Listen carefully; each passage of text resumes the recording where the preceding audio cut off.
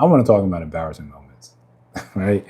And the first is unforced errors. When I am tired, I make silly mistakes. Silly mistakes. Like I just spent 9 minutes talking to myself, thought I was live, and it was just unlisted. It was like, okay, I'm just talking to myself out here in the mean internet streets and no one's seeing this. And then I was like, oh, you didn't list this as live. Second embarrassing thing that happened today.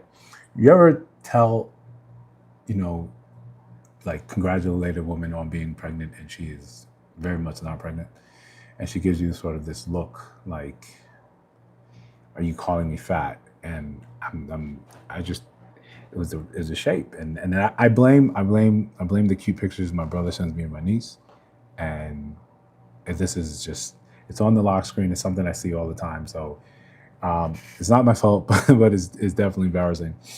But anyway, I wanted to do again more of these live streams to again decrease, the distance between myself and subscribers and YouTube, and finally feel like a YouTuber. And part of that is embracing the embarrassing moments and the ones that are, carefully crafted. Like the live streams I like to do that are, with the segments and the musics and the transitions. Those I enjoy. Those I feel like a production putting on a show. So yeah, we'll, like we said before, we're building as we fly, and we're gonna make mistakes, but we just keep going. Right. So in that regard, mistakes and unforced errors that we see a lot of happening today.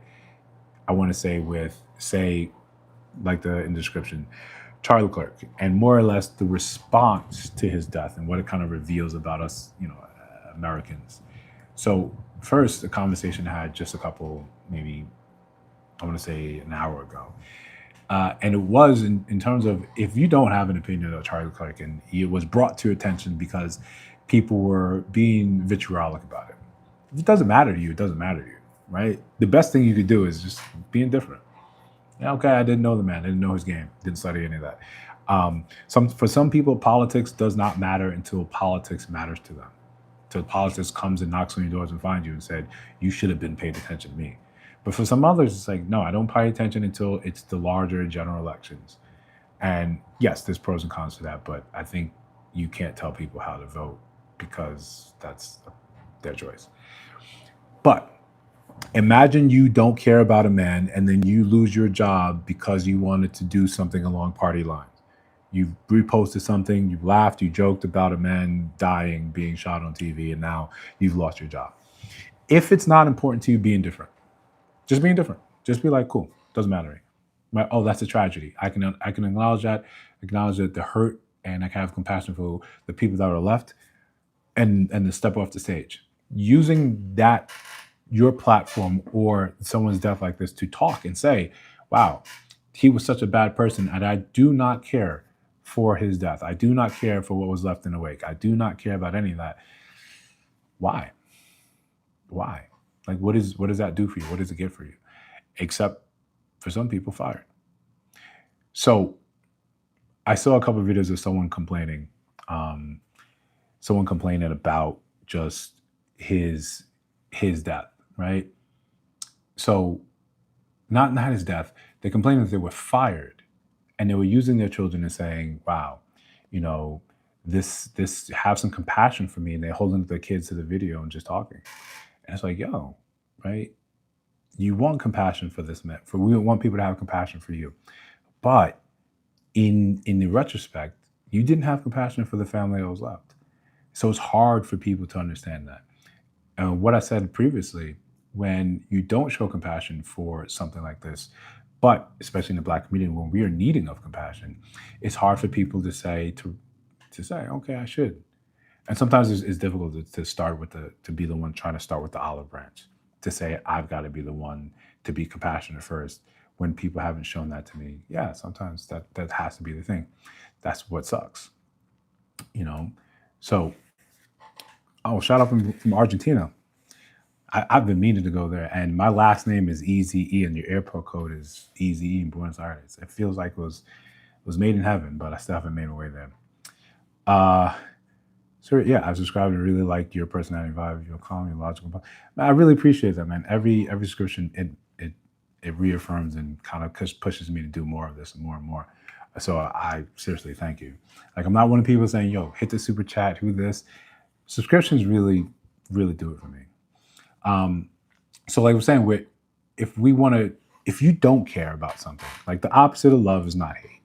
Sometimes you got to go through that to find yourself at a difference. And that's where a lot of us, if you do not have a thought or a care about what was left for his family, just be indifferent, step off and say, cool, hey, this has got nothing to do with me, right? I can leave that for what it is and just be fine with that. Because what I've come across so many videos and people making compilations of people screaming that they lost their job because you posted something of a man that you admittedly did not know anything about minutes ago, but this was that important. So I would caution people, just take your time. Take your time. Why put your own livelihood and your own life in this economy that is creating fewer and fewer jobs? Right? I know it's weird when we're all interconnected. We all want to say our piece and have our thing out there. To what end? Do you think adding to that sort of miasma, that soup of negativity, makes any difference? Do you think that it helps you? Do you think it makes your point any more valid? Do you want to join in this flood where people can't really hear your voice? You think, but then individuals report that.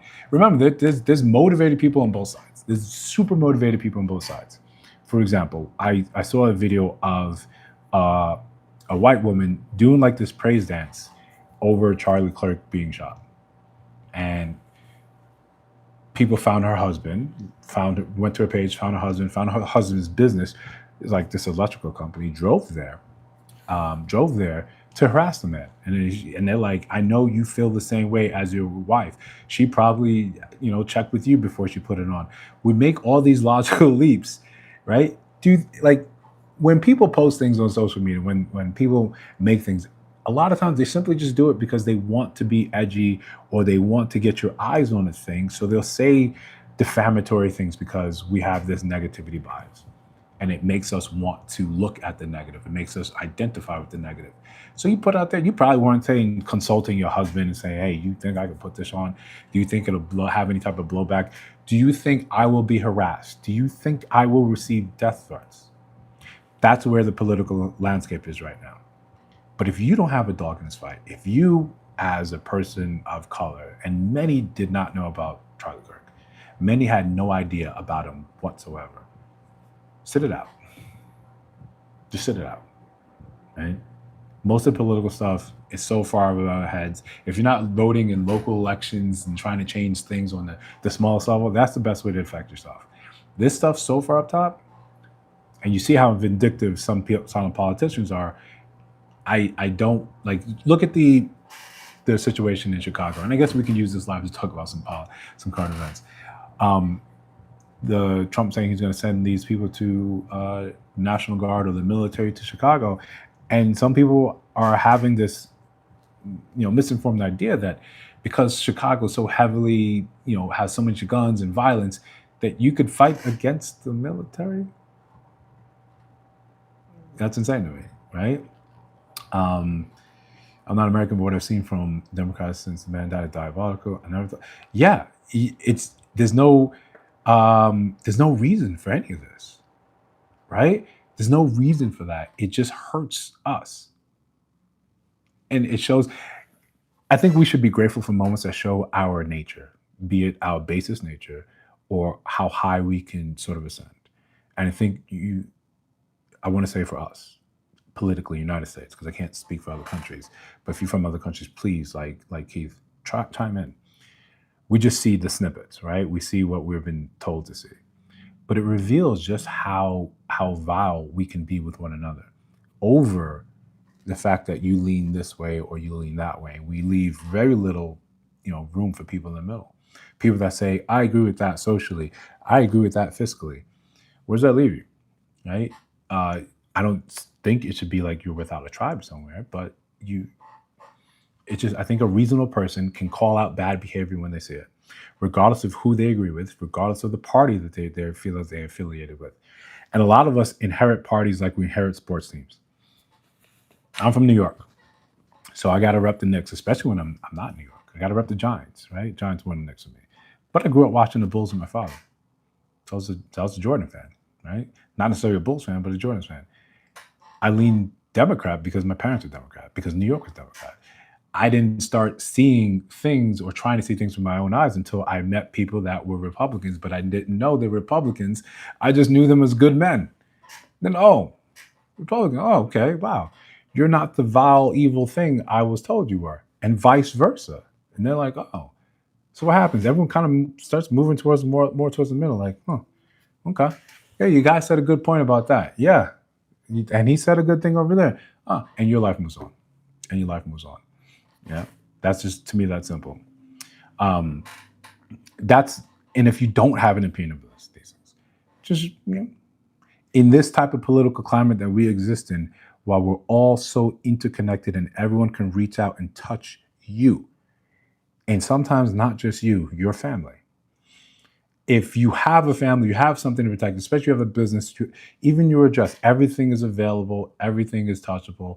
It's not as anonymous. The internet is not as anonymous as it used to be, especially when people have lost the sting of having their face out here. And I know you see a lot of YouTubers that do it. You see more that don't do it.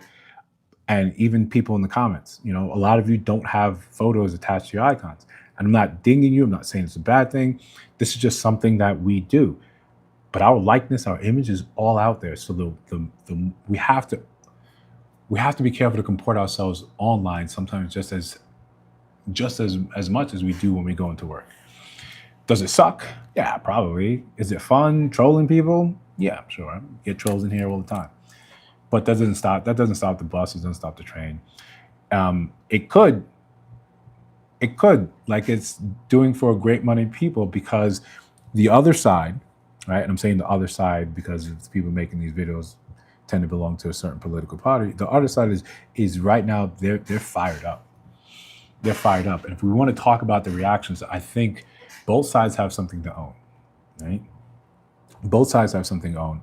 When Republican side thought that we're making assumptions about the identity and the political identity of the shooter, they believed one thing.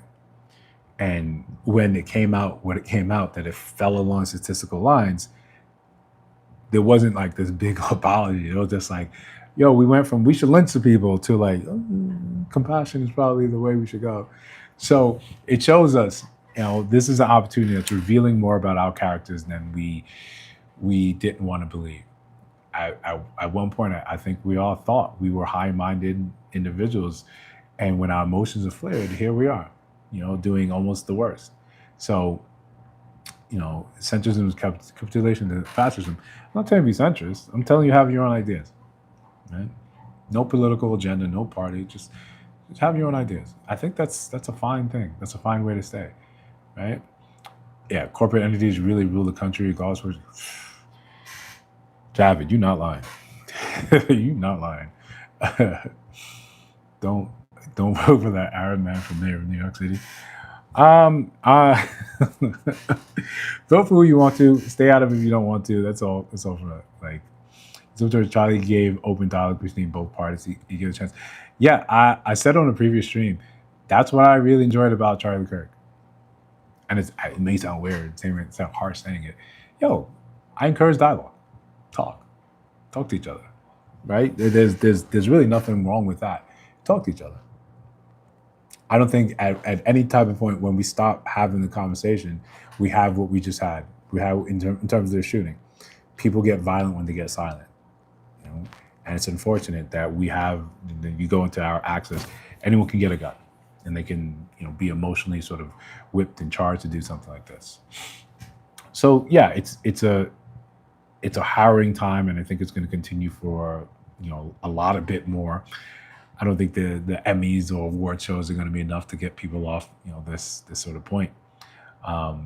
So it's just guard your heart. You can, if you don't feel a certain way about this, there's nothing wrong with just sitting it out, right? Just sitting it out. So the other thing I want to talk about, like in the in the description, about transactional relationships that we have today. Why things have gotten to the point where I think, right, and this is just my opinion, why things got to the way they are right now. When we've been sort of taught to value men by what they produce, right? By what they can actually give, because we don't see them as fully sort of human. We don't think that, wow, you have an agenda, you have thoughts, you have opinions, you have a way of life or things that are important to you. We just been told that if he can't do X, Y, and Z for you, then what is he good for? Right? To the point where it's gotten so far where people start saying, you have to be able to pay these things for me. You have to be able to buy me this, or that, without us actually having a committed sort of relationship, without us being married, without us being actually important to each other. You have to do this in order for me to even entertain anything with you. I think it got that way because we have passed down, this is one of our generational curses, that he's only good for what he does for you, because it's from a place of fear. It's a place of trauma, a place of depression, where I've been hurt before, and because I haven't taken the time to deal with that, to deal with those problems, to deal with how that made me feel, I'm now setting up this defensive sort of posture. If I can't get something from you, or if I can't get this relationship from you, at least when it's over, I'll have things. I can be able to look and point and say, I got that. I extracted that resource from him. And to a certain degree, we've always looked for resources from men. And I think at a certain base level, men understand that. I'm gathering resources to entice you, to attract you. So when that is the important thing, we get that. We've just taken it so far. We've taken to the point where, in order to, like, I had a video with Shira 7 saying, yeah, he's got to put like $10,000 into your account before anything. And I always like to go and look and see the comments and look and see the people that agreed with that, the people that, clicked and said, yeah, just reiterated that. And those are the same people that go forward and talk and put that more of that out there. It's just this echo chamber that we continue to put that out. So we end up with people with no real emotional tie, no real experience with this. You've never had a man pay you $10,000 in order just to date you. You've never had a man do the things that other women have said they had. And there's no way, we never check. Right? We never check. When I pull up in the Lambo, yeah, some people can say, I think that's rented. But there's going to be a large swath of people that simply believe it. And they go from there and think, oh, he has that. For that reason, this is where his status is. There's no checks and balances. There's no verification of what people are saying online is real. It's just, it is what it is. We believe it. We push forward with it. So when someone comes on and said, a man did this for me, I always look and say, well, why is he your ex? And so this was a perfect partner, and they did this and this and this. He paid this. He took care of this. Well, then, is the thought that you would find something like that out there again? Like that, if you had something like that and it was so rare, then you should have cherished it. You should have took it. You should have, this is it. It can't get any better. You should have been fine with that. But in reality, you're probably lying. We're all out here probably just lying to each other, trying to get more out, like everyone else's attention. And we think it's harmless, but again, there's a large swath of people that believe this and they run with it and they take it. So when you say he paid you $10,000 or he paid you $1,000 just to date you, women are gonna say, yeah, okay, that's what I should be charging. I look like just like her or more prettier than her, then I should demand the same thing. I had a video where a woman said, yo, you got to pay me to talk to me. And the guy pulled out $20, he paid her. And then she proceeded to tell him, I don't like that, right? And she was more excited about getting the $20 out of her. Do you think that going forward, she's not going to think this is now the standard price, right? So part of the issue is men, we have to eat crow on this, where we come in and we end up agreeing to these things and moving accordingly. If you don't stop, it's just like economics. If you don't stop and say, we're getting off this ride, then no one gets off the ride. It keeps on going. A behavior exists because the pattern persists. You keep doing that, it'll keep happening. You keep doing that, it'll keep happening. So I think we become transactional because, we end up not looking at men for anything outside of what they can produce. A man doesn't have any dreams. He doesn't have any feelings, to really speak of, until we want to say he doesn't have feelings, and we'll get into that in a second. So I need him to produce something. I need to extract something from him in order to feel like it matters.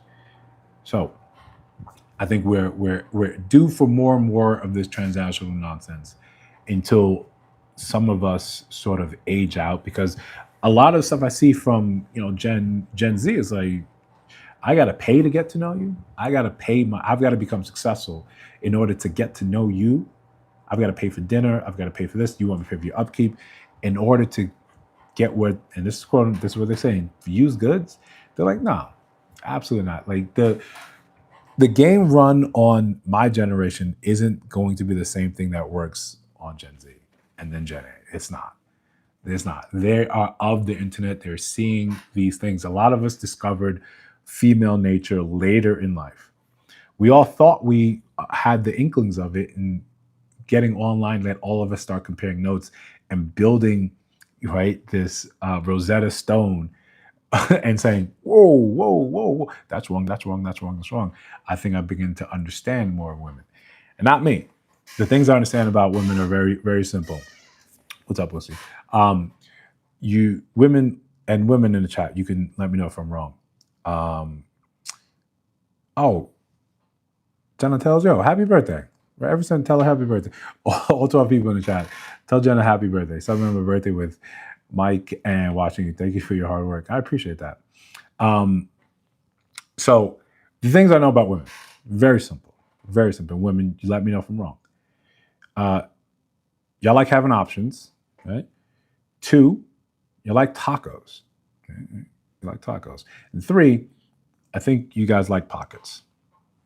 That's what I got. That's what I got. If that makes sense, let me know, right? If I'm off base, let me know. If you got something to add in that, let me know, but I got to go out there in the wide world and test that.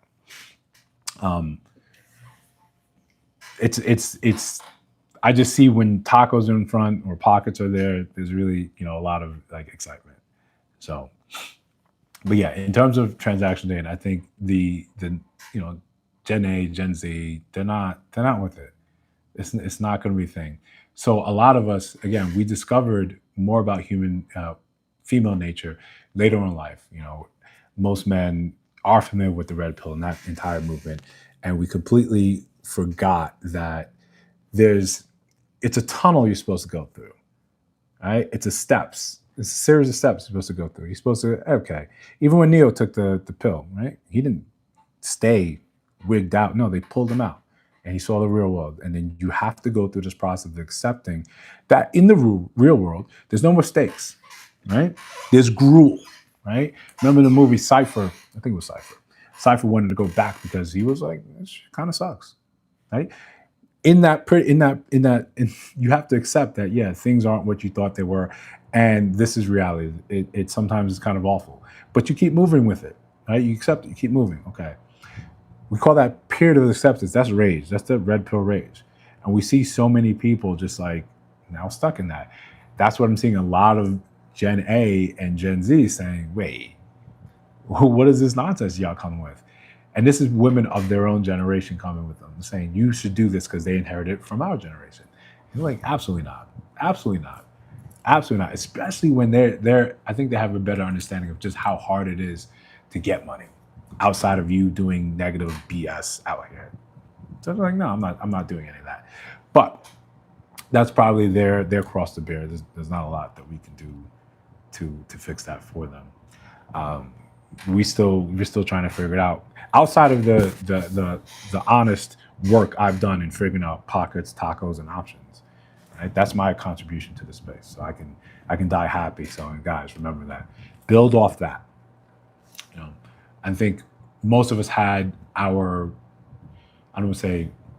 saw this thing, right, where it said men only have like 3 loves in them, right? 3 big loves in them where they had a chance to feel before heartbreak starts taken away of that, and by 30, most men will never really be in love again.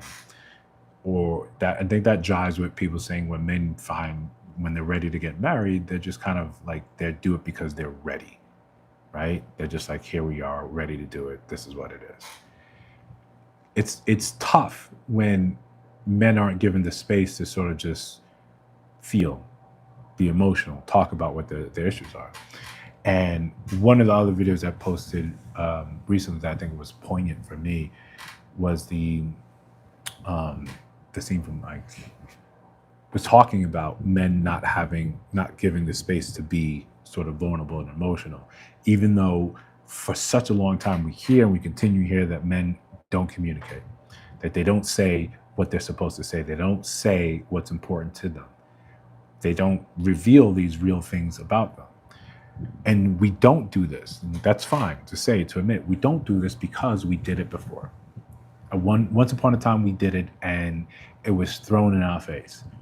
And it's not as if it's just a simple thing for us to get over. We opened up. We told you about a vulnerable, maybe, canon event in our lives that helped, sort of mold us along this path.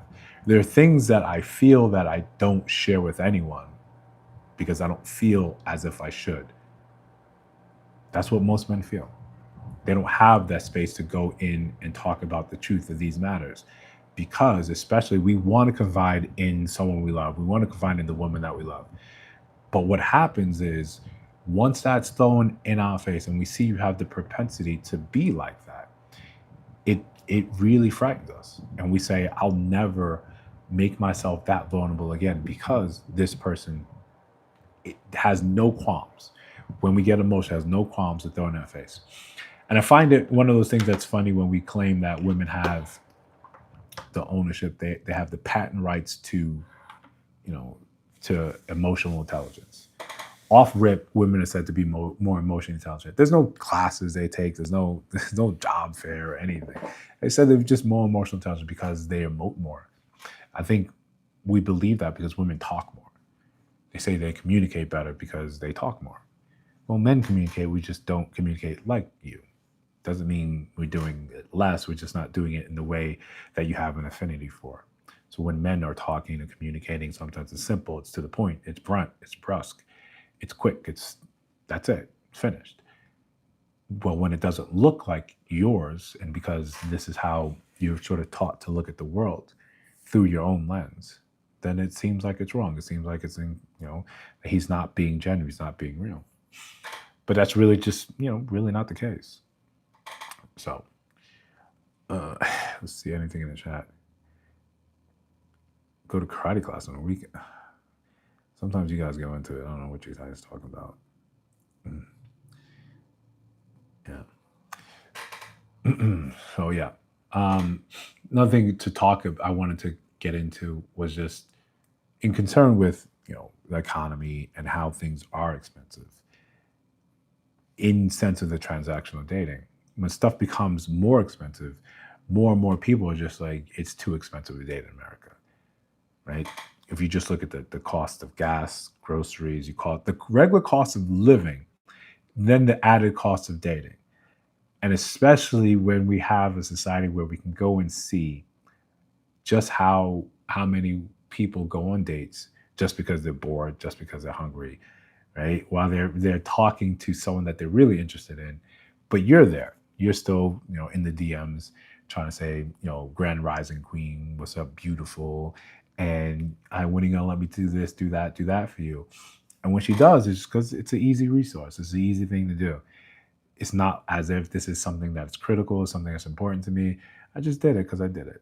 I was bored. So when that happens, how much of your resources are gone, and how many times do you have to sit there and actually date to find someone that you can rock out with? Right? We have the understanding that most of the relationships are not going to work out, and it only has to work once. But how many onces do you have to try before you find that? So when most people don't have the disposable income, or think that this is so important that they're willing to go into debt to date, what's the point, right? What's the point? this is something, and especially when dating, when the cost of dating is primarily on men, then men are just saying, "Oh, I'm not," right? Or they're going to that that Cougar and Cubs event in that was in Maryland, in the DMV area, and they said that there was a bunch of men in there, right? They reached their target audience. There's a bunch of young men in there looking for older single women to take care of them, right? And do you think that's a fair thing for us to have an issue with? Because some of the responses online is like, these are men that don't want to get it out the mud. Yeah, these are men that don't want to get it out the mud. And there's a large subset of people that are never going to want to get it out the mud. Is this if we're going into a time in society where we are encouraging older women to date younger men, are we ready to have the conversation that in the reverse it should be fine? Or is this going to remain one of those double standards that we say that, yeah, this is just fine, it's okay for it to happen? I think, listen, date whomever you want, do what makes you happy as long as it doesn't harm someone else. And if any of those things don't work, just bow out of it. Right? It's fine to bow out of it. I'm very curious to see how this is compared, like events like this as more and more pop up and more tickets are sold, compared to the traditional dating events and speed dating events that women are completely like still lamenting that men don't show up for. And I think that the men that don't show up for these things are always going to be the same men that don't have much problem dating. They're just not dating right now, or they're dating someone else, or they're married, or they're happily married.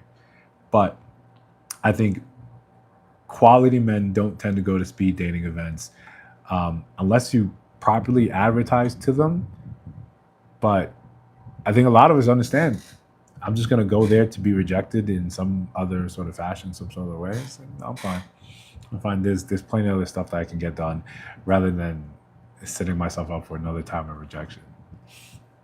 So, so again, I want to do more lives, just jumping off sometimes, and it's sometimes be in between when I have some free time, and other times, I want to try to actually be on here for hours when I can get more, back and forth. I want to build out the space in different ways, in different fashions. And some of those take experimenting. Sometimes it takes getting comfortable sitting here by myself, going over things that I thought were interesting for the week. I want to try and do at least 2 of these a week, schedule permitting, and then one larger sort of more show where like that's if you've been a part of this channel, or you can go see some of the things, some of the videos are posted. It's got segments, it's got music, it's more of a show. It's more come back, relax, kick your feet up. But these I think are good to bridge in the gap between us, where it's easier to interact with you guys when I'm not trying to stuck behind a keyboard, making sure this and this hits at the proper time, trying to manage a soundboard. And I want to find a reliable way where I can have people, come up and actually speak their point if they have something positive to say. Obviously, we got to find some way to rule out some of the trolls, but that's the internet. That's what it's always been, and going forward to always be. So if you guys want to reach out, if you have topics that you want to talk about, or you want to see me talk about my opinion on, you can hit the email. You see it in the description of all the videos. And if you sift through the bio, you can find that as well. But listen, guys, subscribe to the channel. It really helps in the growth. It really helps just kind of reinvigorate why we're here trying to do this, trying to make this happen. It's just like a little shot of nitrous, a little shot of adrenaline, say, okay, it's proof positive that this is working, this is growing. And we crossed the 3-month mark a little bit ago. So I want to keep going. I want to see what this channel can grow into in a year's time, years from now. So I'm excited to see where this can go. But, it's one of those things like PBS. It's not possible without you guys. So I appreciate you all. I'll see you in the next one.